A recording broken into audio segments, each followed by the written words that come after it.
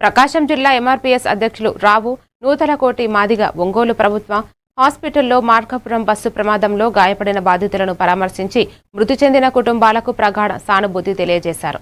ఈ సందర్భంగా ఆయన ప్రభుత్వ నిధుల పరిమితిపై అసంతృప్తి వ్యక్తం చేశారు.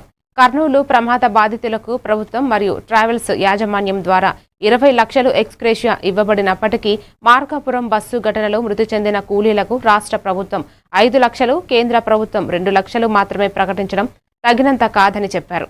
తక్షణమే 20 లక్షలు ఎక్స్గ్రేషియా ప్రకటించాలి అని ఆయన మళ్లీ డిమాండ్ చేశారు.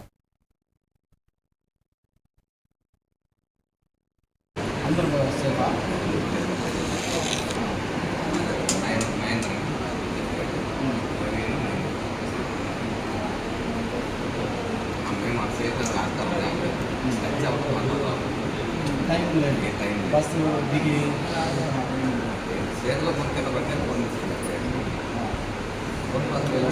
మెయిన్ రోడ్ నుంచి వెళ్ళావా ఊరు పగలు కొట్టారు వాళ్ళకి ఒకరిద్దరు పోయారు. మేము ఇవ్వ పడుచుకునేసి ఊరికేసినప్పుడు దిగిందా